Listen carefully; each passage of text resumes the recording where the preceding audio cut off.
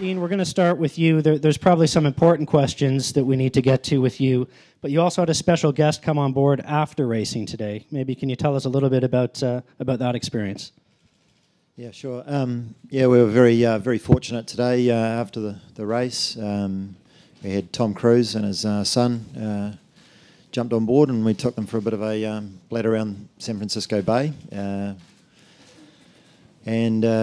he had an absolute ball. We had a pretty nice reach back to under the Bay Bridge, and so Tom jumped on the handlebars and probably did a better job than I did. And then we had his son, and it was sort of a little bit of a competition to see who get the top speed. And yeah, it was great. You know, it was a real boost for the team to have someone like him, come along, and yeah, it was fantastic to have him there.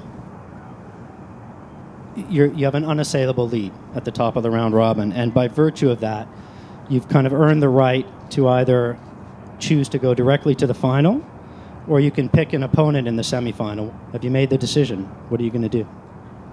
Yes, we have. You'd think it would be an obvious choice just to go straight to the final. We actually thought pretty hard about doing the semi-final because we wanted to try to get more racing, more starting, to do as much racing as we can against another boat, because hopefully that will mean that if we can get on further through, that we're going to have more race time under our belts. But we've also got a fairly large amount of work to do to our boat, a lot of changes and modifications to hopefully improve the performance, and that obviously takes time. So we've elected to go straight to the Vuitton final. By virtue of that, Emirates Team New Zealand will be racing again August 17th in the Louis Vuitton Cup final.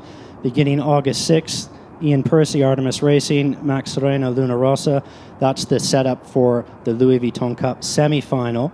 And Max, what do you think?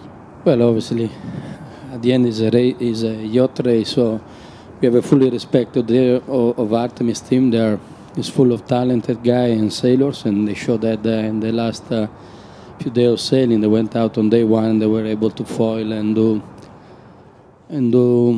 maybe way more than what we did on day one with our 72. So, I mean, we need to appreciate the effort they put in the last few months. I'm pretty sure it's been a tough period for them, and it was a pleasure even for us to see them sailing in the bay. And Ian, August 6th, you've mentioned over the last week or 10 days fairly consistently that that's your target date for your first race. Is there any chance we'll see you out this week and taking a start on the race course on Tuesday or Thursday?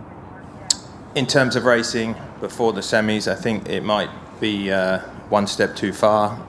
We never going to say never, but one thing that's very important to us over the next few weeks and into the future is to keep our focus on safety. We suffered a horrendous accident, and one thing that we're all very, very sure about is we don't want that to happen again. We need to take baby steps, and we need to progress at our own speed, and at the end of that process we'll be good to get out there and race. And we're really looking forward to that. It's fantastic being on the race course, just getting out there, seeing the other boats, having a look at the start sequence is all really good practice.